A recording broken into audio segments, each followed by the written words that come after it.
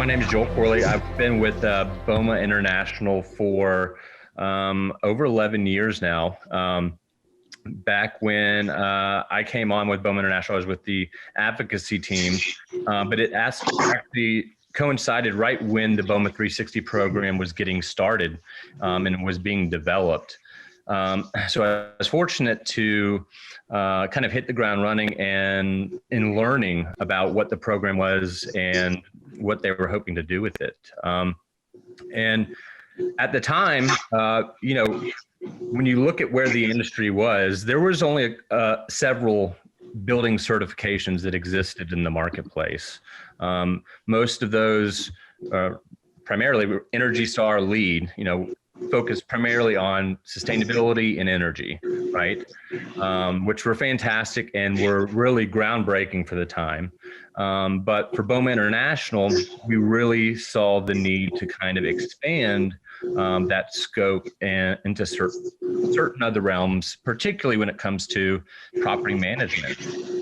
And so what happened is we got together with industry professionals and kind of sat down and all collectively discussed, what does it look like to be not just an energy efficient, sustainable building, but a holistically run building that touches all the different areas that you as property managers are dealing with on a day-to-day basis beyond just the building itself. With the idea being that, a building is a building, right? You can have a Class A trophy building, but if you don't have people that know what they're doing, running and operating it, then it can only reach its certain potential and capacity and value. And so we really wanted to dive into the actual operations, the day-to-day of that scope of work. Let's see here. So since 2009 and rolling out this program, BOMA 360 has awarded designations to over 2,500 properties across the world. Primarily those are in the US and Canada, but as you can imagine, we've gotten interest in other markets as well. Right now we have, particularly in China and Japan and Latin America, growing interest because they really look to the North American property management market as the go-to for how to run buildings. They've got some extremely well-engineered properties, but they are behind the ball when it comes to catching up with that expertise. So, I've worked with Shanghai Tower a couple of years ago, and it's a building that everybody knows and recognizes, but it was amazing to kind of work with them and see, like, they were modeling so much of what they did off of these premier buildings and companies operating within the US. So it's really neat to see where they take certain facets of those day-to-days from and apply them to buildings that, you would think had everything together and wrote the book on these things. So kind of looking at the scope of BOMA 360 and what we look at as a whole, obviously, like I said, energy and sustainability, those are critical for every building. So those are built into our scope of assessment with BOMA 360. But we're also looking at these other things like your basic building operations and management. How are you taking care of your rent rolls and your financials? What does your SOP manual contain? Does it have everything that it needs to? Your life safety, security, and risk management. This is particularly important when you think of the last year in terms of your emergency preparedness plan, your preventative maintenance, your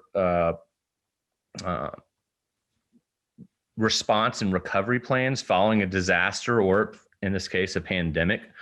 And then you also have a training and education component. So everyone here today, you're taking part in things that are enhancing your building, right? It's bringing knowledge to you as a professional. It's bringing knowledge to you to your building and to your company as a whole. So we give credit for that, we acknowledge that, and we encourage that within the scope of the actual criteria of BOMA 360.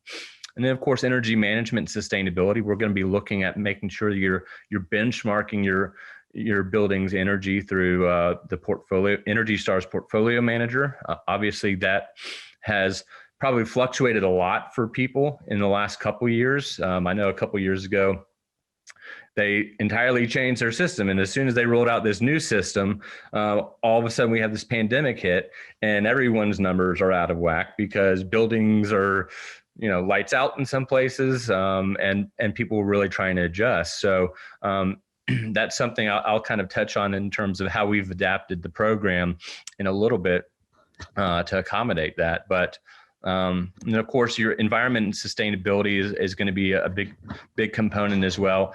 And then lastly, your tenant relations and your community involvement. What you all are doing, particularly when you look at the BOMA community.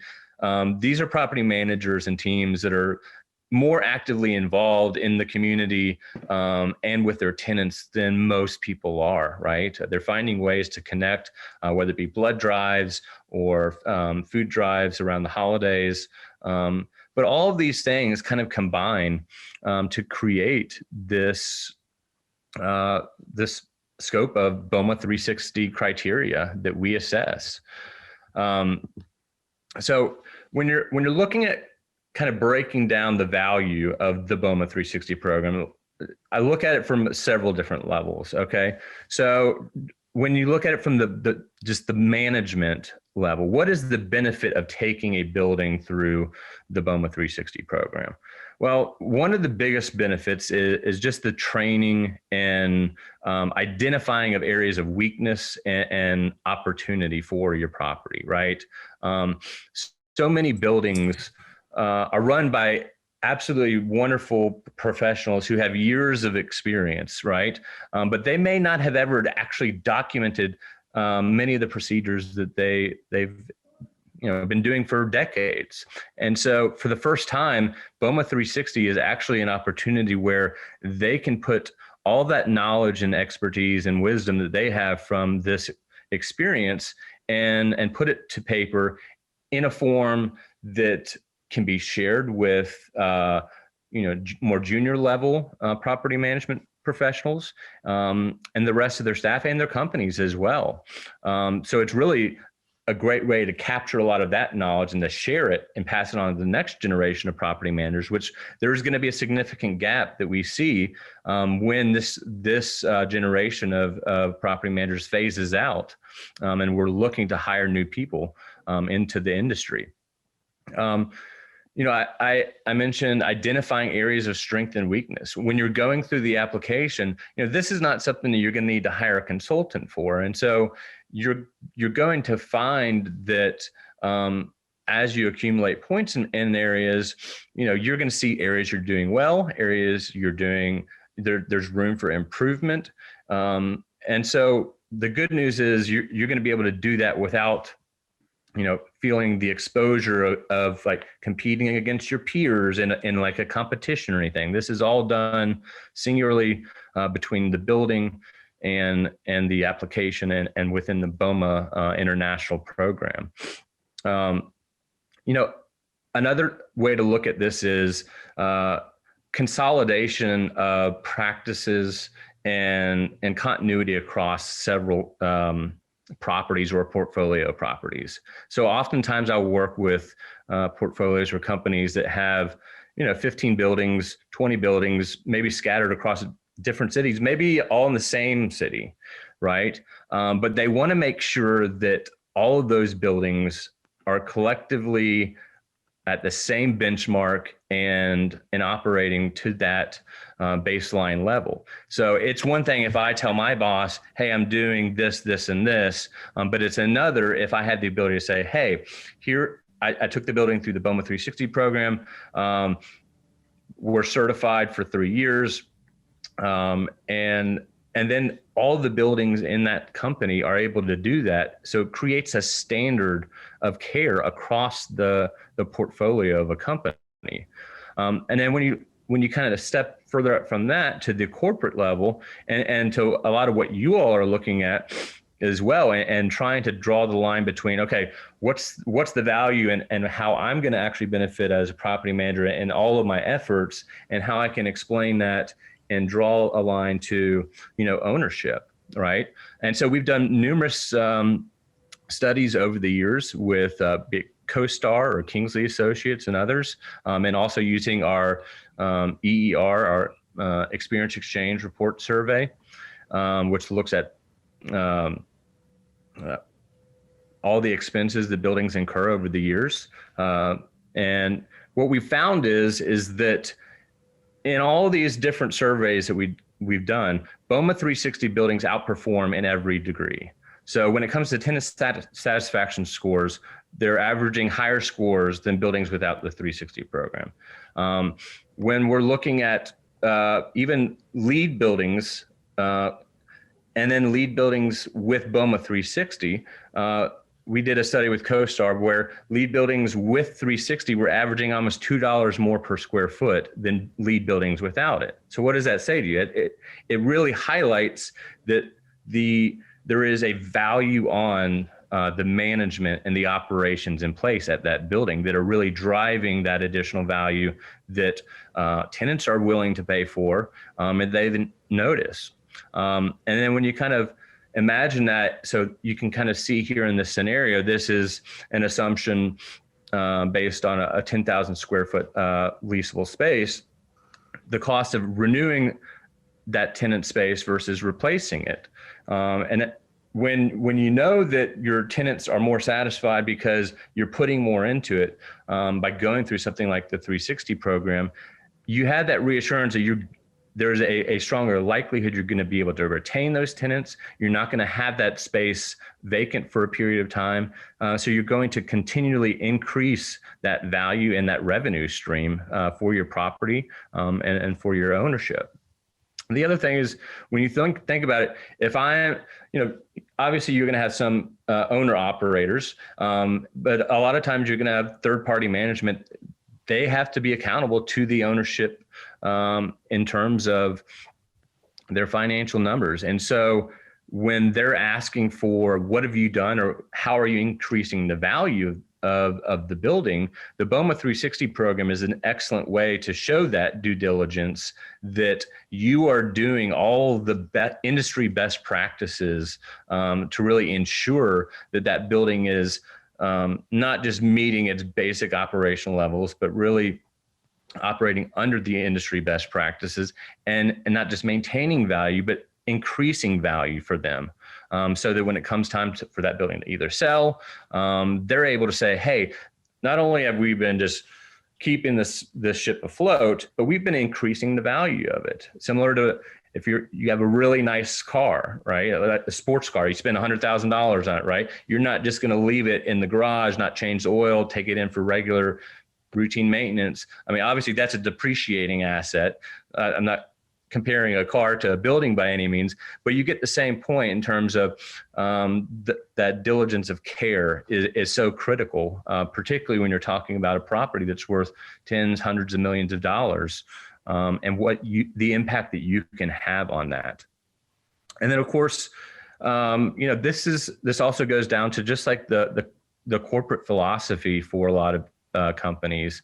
We've seen so many companies come in, and to them, this is the opportunity to really stand apart when it comes to what their management company means when it comes in and operates a property, and is what the level of care should be that they expect. And so, you have some really, really well-known names, like these are some of our top submitters. But then you also have some smaller names that have maybe a more boutique portfolio of properties, but they want to make sure that all of their properties that are managed meet this level of care, so that they can go out to a client and say, when you work with us, this is what you can expect. You're not just going to get a great property itself. You're going to get a great management team that knows what the heck they're doing. And so that's where we've really seen that as a tool.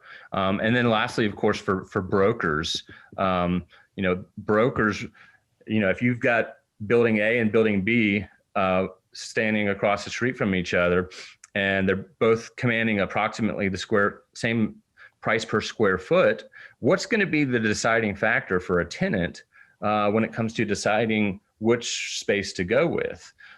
If it's a building that has a BOMA 360 certification with it, that to them, for the brokers, is a great way to say, hey, this is an extra selling point, an extra tool in their chest to say, you have this seal, you have this industry recognition from BOMA International as a third-party verification to really let you know that while you're a tenant in this space, you're going to be in good hands. So kind of shifting to the actual application process itself and how that all works, everything is done online. Again, you don't need consultants for this process. You go to 360.boma.org, you set up your username and profile.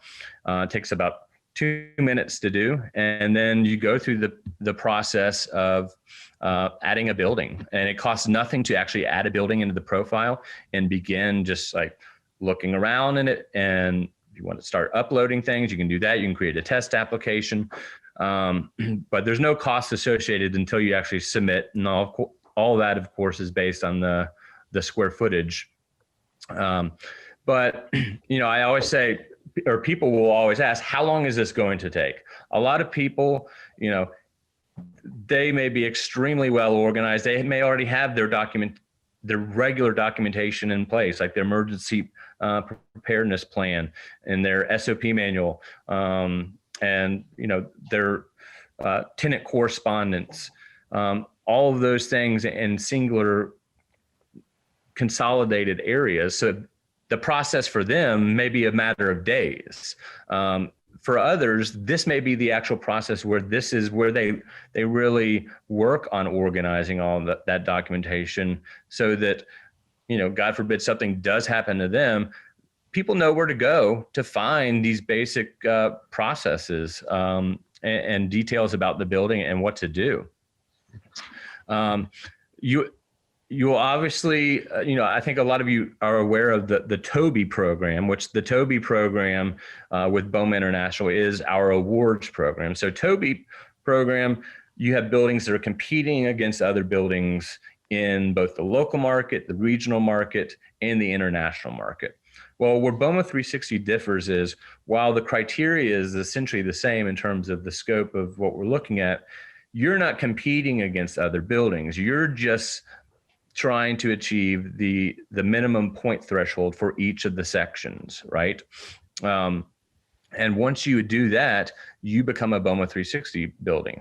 All BOMA 360 buildings are the same. There's no distinction. There's no different tiers, and the scores are not shared publicly. So once you obtain that certification and you met that baseline level, you share that same distinction with those other buildings. And of course, it's a designation that is valid for 3 years. So 3 years time, you'll go back in and you'll recertify your building. But we accept applications on a quarterly basis, or actually we accept them year round, but they're reviewed on a quarterly basis. So, if you were to submit right now, you would be in the June queue of consideration for applicants to be designated.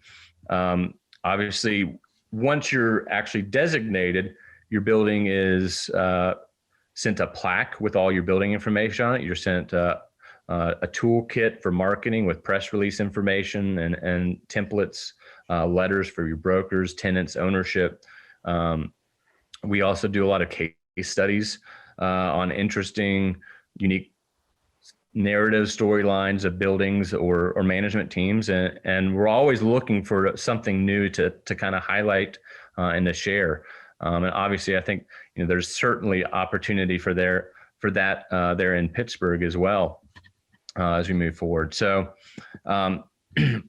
so last year we rolled out a few new features of the BOMA 360 program that I think you'd find interesting. Obviously, The program is certified as a green certification under GRESB, but we also developed a new office criteria this last year, as well as a new industrial criteria. So some of the things that we added into the new office criteria were some additional new renewable energy credits, active shooter and shelter in place credits, and additional preparedness credits.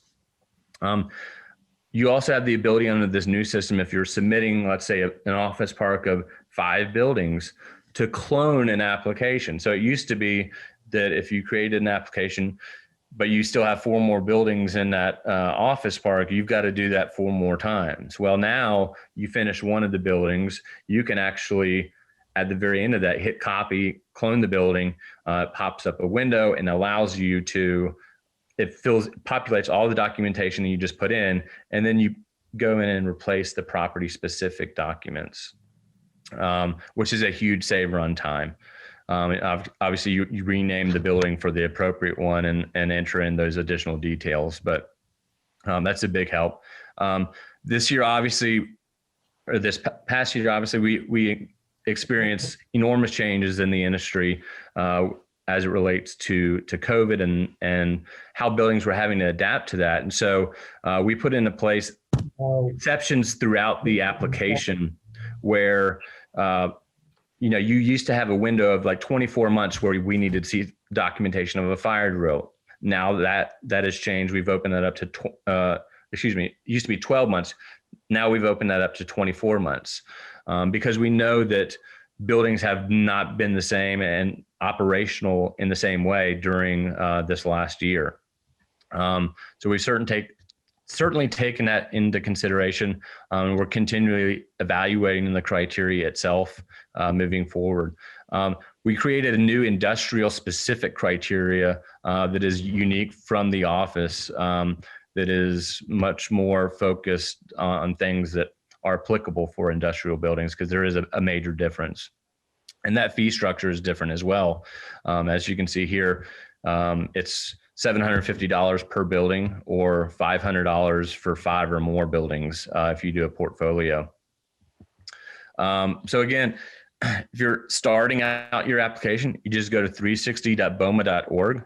You click the apply button in the top corner there, and I can actually, you'll be redirected to a page like this where you log in, and then you'll see your dashboard here where it shows kind of your buildings in progress.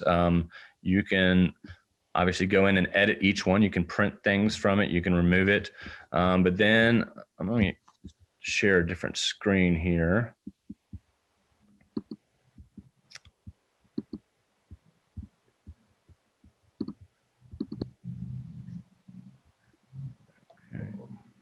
Okay.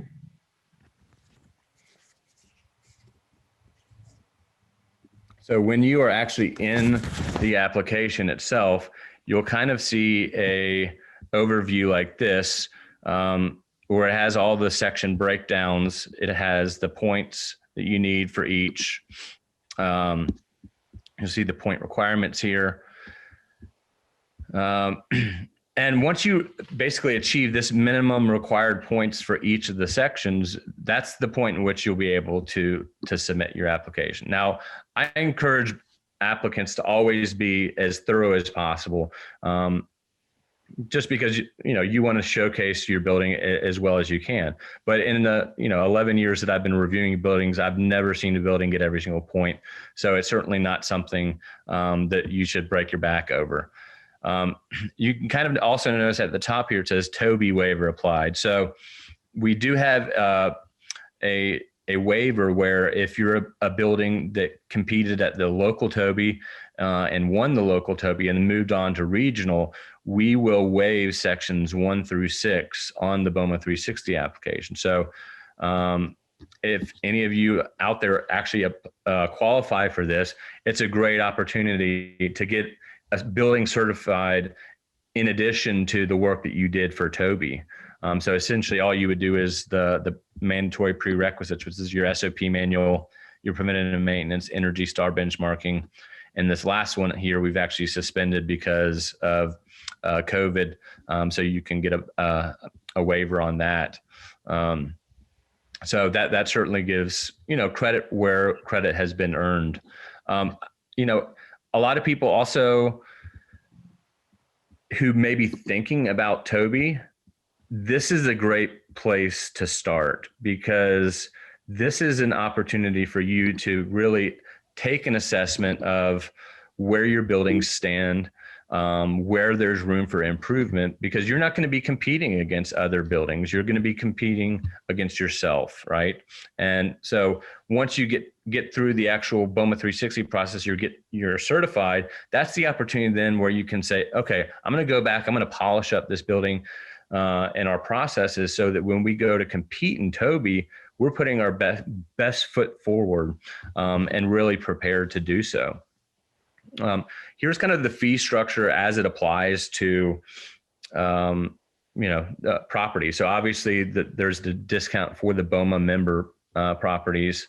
But when you break this down kind of over like a 3-year snapshot, I mean, if you, even at the 600,000 square foot price tag of $1,800, I mean, you're talking a tenant appreciation gathering annually for that price tag. And this is something that you can sell. This is actually something that you can celebrate. Your entire building, your staff participated in this program, the certification, and really actually market it for.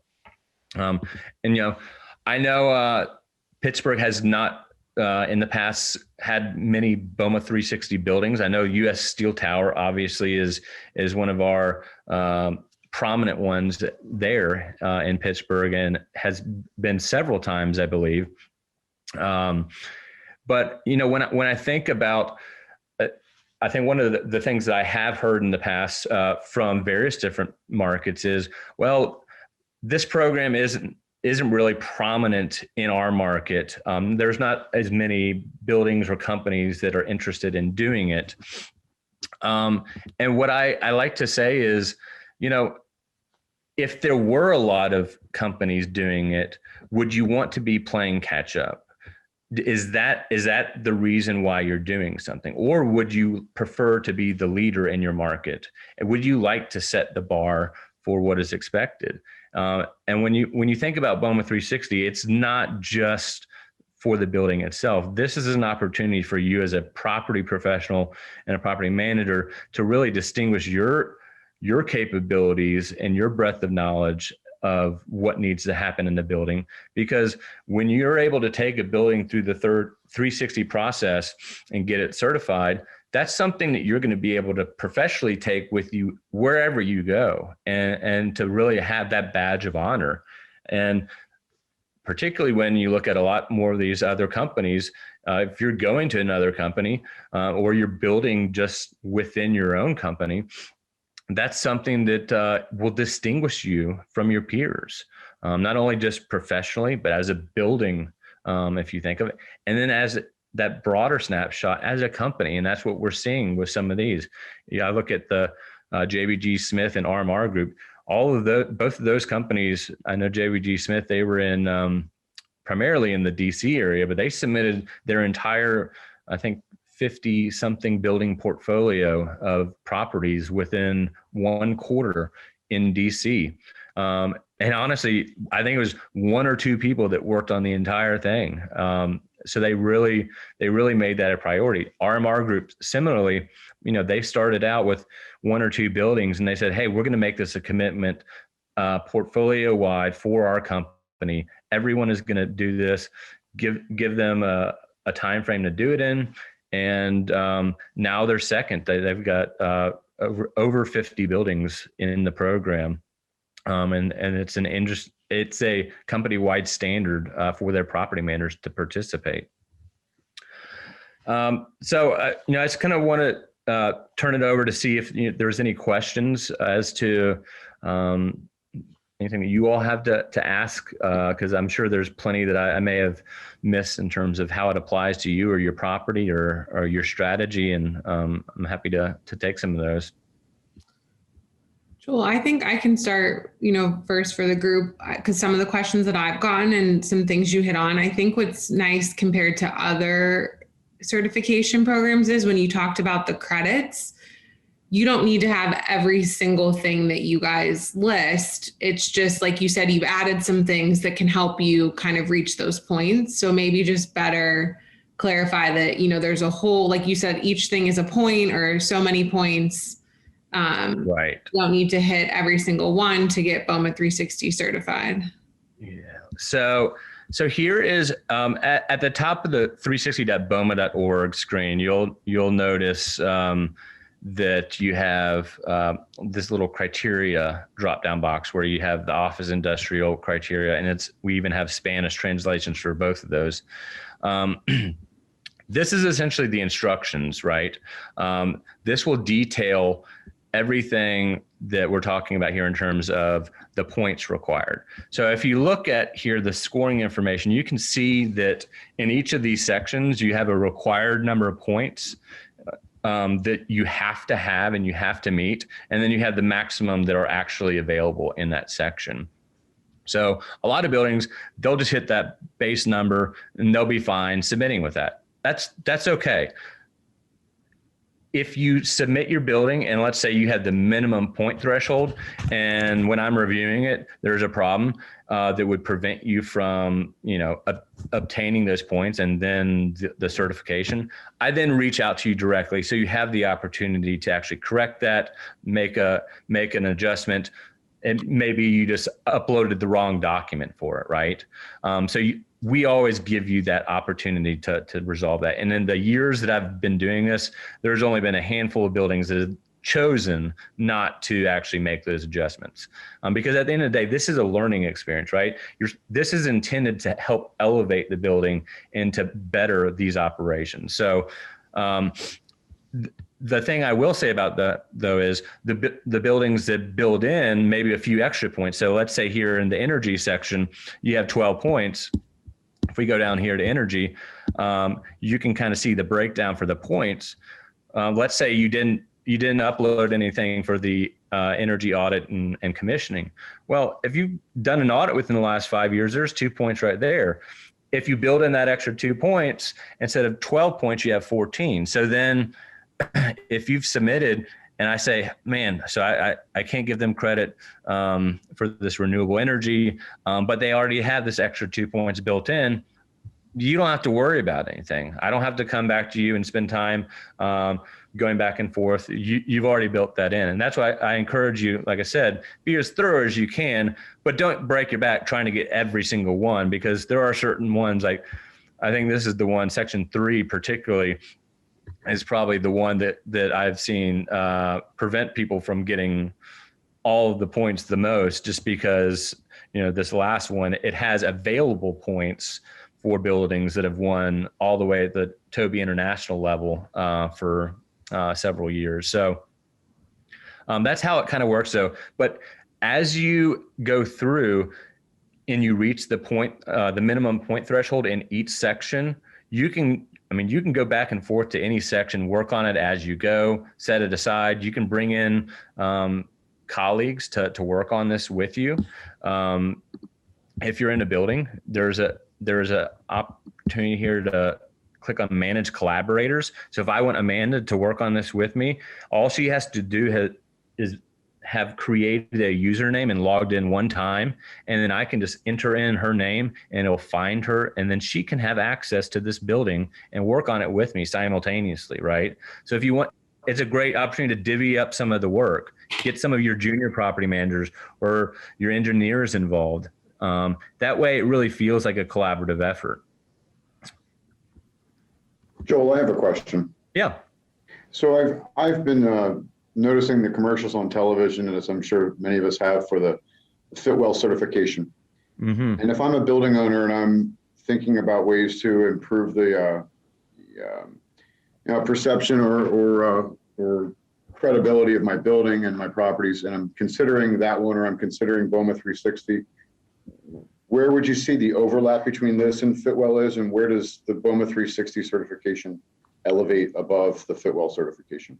Right. Well, so I think that's a great question, and obviously Fitwell is a certification I think a lot of people are interested in and eager to explore. I think where BOMA 360 stands apart from the leads, the Fitwell, some of these other ones out here is that you're not going to break the bank going after it, right? You're not going to spend tens of thousands of dollars just getting the certification, in addition to maybe potential tens or hundreds of thousands of dollars doing retrofits to get the designation. This is something that can be done for a couple $1,000s max. And what it does is you're still incorporating a lot of these elements that are looked at in Fitwell and LEED. It may not be as deep of a dive, but it is broader or as broad in scope when it comes to everything that is going on from a property management level. And so, yes, while those designations are fantastic, from a value perspective, it's hard to argue the case that like you should look at BOMA 360 when you're comparing the two there. So it's really that value opportunity there. And at the end of the day, again, it speaks to what you're doing at the building operationally and as the human component of the property. Yeah, and I can add to that. So, Steve, last month we did actually the first conversation kind of in our healthy series was on the well healthy building certification. And I would say, like, from sitting in on both of them and just, from what BOMA shares about 360, this is definitely, and why we wanted to hit on 360's program is it takes into account a lot of the benchmarking makes your building healthier, where I would say those Fitwell, they are definitely more focused on health, wellness, where this is definitely tailored specific, I would say, to commercial property managers, where they want to say my building performs at a better rate because you're looking at the whole picture of the building, where those other ones, and not that those are a problem, and that's the whole part of this series is the healthiest building, the most efficient building will see the best return and keep the tenants. But this is, I would say, more of a comprehensive of how you're running your property. And those other ones are just hitting on kind of those healthy, energy efficient, those items kind of a little more specifically as opposed to the 360 program. Yeah. And one of the things also is, obviously it goes without saying, last year was something that hopefully we'll never see again in our lifetime. But the crazy thing is that BOMA 360 was so, I think, perfectly created to address that, because when buildings went through the program, we were already preparing them for situations like this, right? What is going to be their disaster response and recovery plan? What's their resiliency plan look like? What's their preparedness plan for these pandemics? And as we're building into this upcoming new criteria that we look to push out in the next year or so, we're going to be adding more to that as it relates to broader pandemic responses and just kind of things that we've learned, right? So BOMA 360 also wants to toe the balance between, okay, what is a best practice and what is a trend? Okay, we see a lot of trends in the marketplace, and there's a lot of opportunity to make money for a lot of buildings or certifications that are banking on trends to get them through. Well, BOMA 360 is different because while we are keeping a pulse on those trends, we want to understand what the lasting things are. So COVID, while an example of a pandemic, that's not what every pandemic is going to look like if there are others, right? How are we going to prepare and respond in similar ways? How do we communicate to our tenants that something has gone on in our property? And what does that regular communication look like during the course of months, weeks, days, years, however long it may be? And so that's kind of where BOMA 360 did a great job in the forward thinking of its original structure. And I think people can benefit from without breaking the bank, like I said. This is Celeste. I have a question about the actual application and how it comes down to inputting your information and uploading your documents. Yeah. So I know a lot of it is upload, show reference of this, how it's written in the lease, or if you don't have a document specifically stating how you do this, then just describe it. Do you care if it's Word, if it's PDF? Do people tend to upload it like on a template with a header? Are you okay? Yeah, so we really accept a lot of various different forms. Every building is going to be different, right? And so in all the years I've been reviewing this, I've seen it. I mean, every different type of possibility of upload. Obviously, PDF is fantastic. It's easiest on the system to upload. But obviously, Word documents work as well. Things showing like your traffic reduction methods, your bike racks and access, or your electric vehicle charging stations. They'll upload pictures of their actual these items for it here. Some of the things in the actual criteria are going to be as simple as a checkbox, right? And like this, and writing a brief explanation, like what do you use for your financial management? What's the system called, right? Things like accounting, things that have financially sensitive information, you're able to redact that information. We're not interested in those particular financials themselves. We're interested in the process of how you collect them and what you're doing operationally. So there's a lot of variation. We take a lot of, if there's something that's unclear to us, like I said, that's when we come back to you and I'd say, Rachel, hey, I'm not sure exactly that if this covered the full scope of what we're looking for here, if you can maybe expand upon this a little bit. Some of the things are just like a brief description, right? Or a reference to where something is in your table of contents for your SOP manual or your emergency preparedness plan.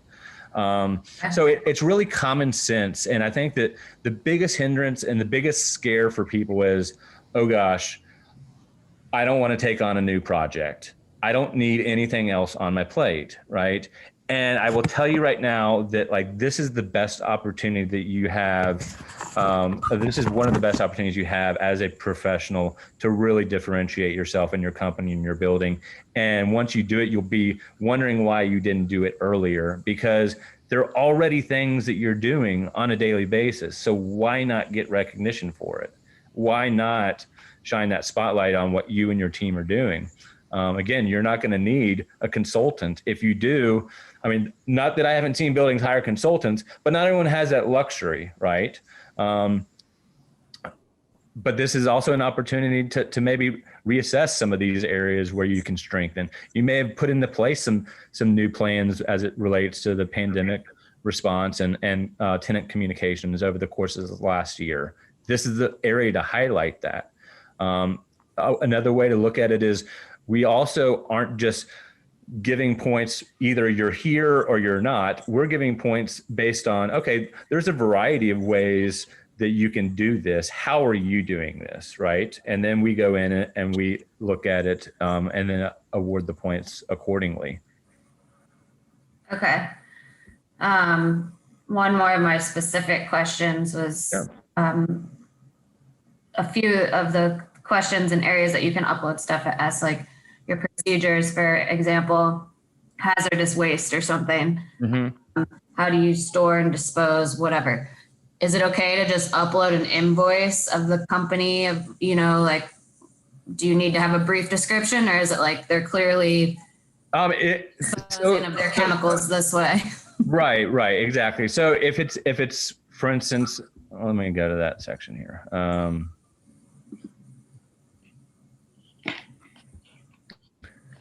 Basically, oftentimes an invoice will basically include, like, for instance, like the bulk waste, right? You'll get an invoice for your bulk waste haul. That can be used as documentation there. We basically just need to have common sense ability to see that is actually occurring at your property, right? If we can't tell what it is, then that's when we're going to come to you and say, okay, this is not what we need. We need you to clarify and expand upon this. But if it's pretty cut and dry, again, we're not trying to split hairs here, because what you may do at one property may look different than the other in terms of documentation and processes. But it doesn't mean that one is wrong and the other is right? They're just different. So use your best judgment on it. And obviously, I am the daily director. I oversee everything, all aspects of the program. So I work with people from having zero knowledge of BOMA 360 to people who've been, like the U.S. Steel Building, doing this for years and have all the familiarity in the world with it. And it's really neat because I see this arc of growth in their career and the building's trajectory. And, I'm here to work with you from day one all the way to, year 10. Okay. So there's no question that I have not heard before. If you have questions, email or call me. I'll put my information up here on the screen so you can have that. But I'm very accessible. Obviously, email is probably the easiest because I'm often, once I'm receiving an email, giving somebody a call directly to kind of walk them through stuff. So, which I'm happy to do that. So yeah, I'm excited about the opportunity that there is in Pittsburgh. Also, any buildings that submit, there's 10% revenue share. So that's going right back into BOMA Pittsburgh's pocket if you all submit your buildings. So that's something that will go to improving, enhancing, and increasing the number of opportunities you all have to meet and do things.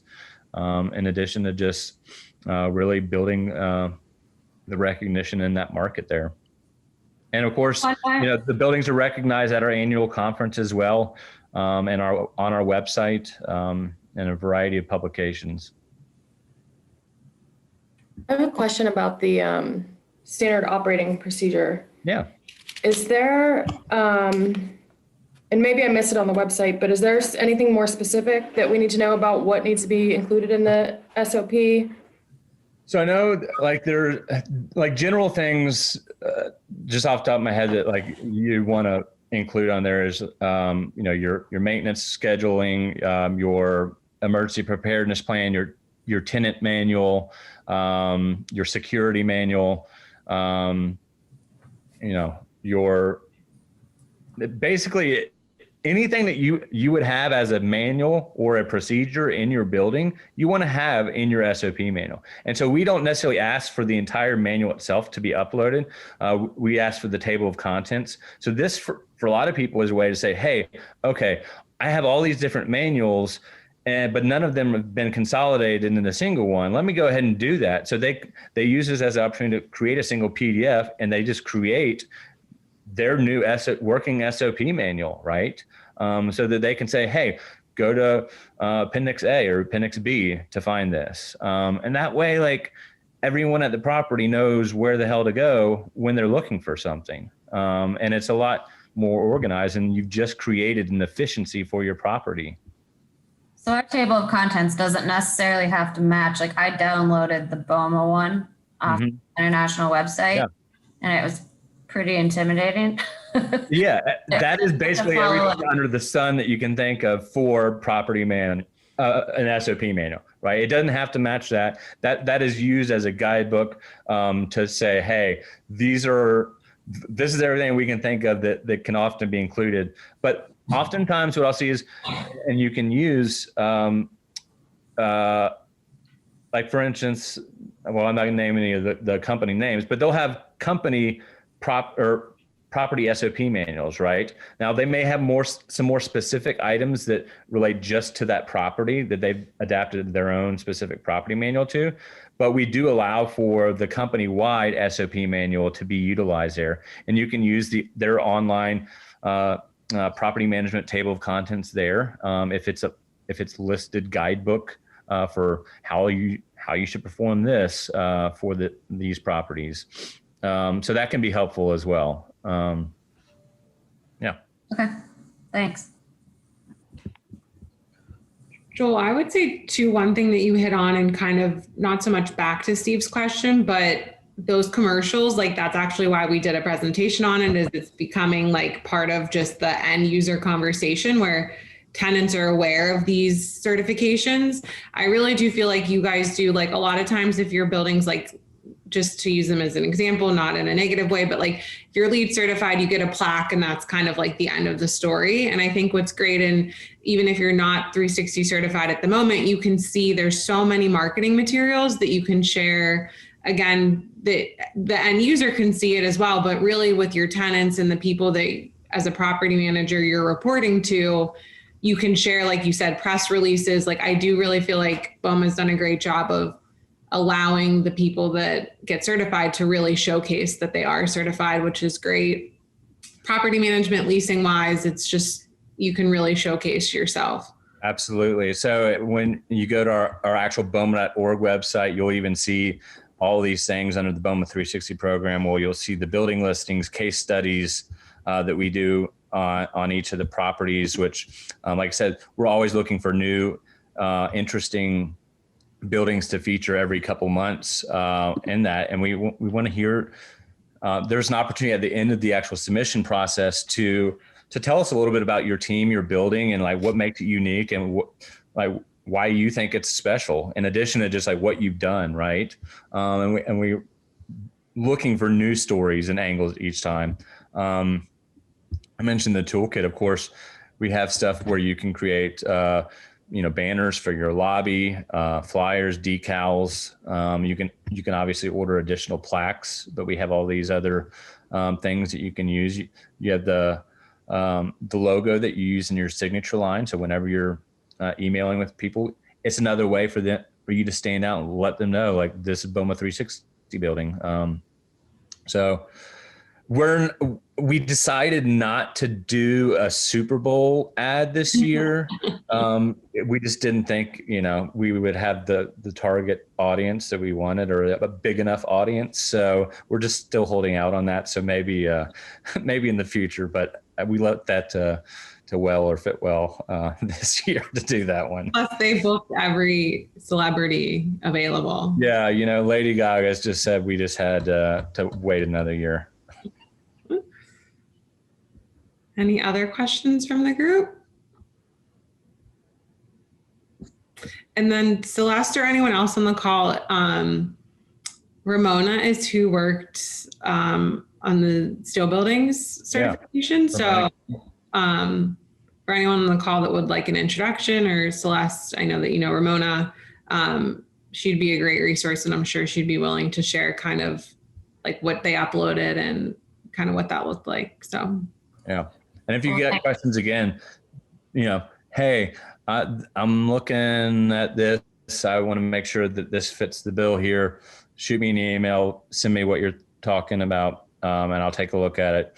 And like I said, use your best judgment and common sense. If it asks for, a table of contents of something, that's what it means. Don't overthink it. But trust yourself and use this as an opportunity to, take a little bit at a time here, right? Like, you don't have to do this all in one sitting. That's the great thing about it. You can submit it at any point.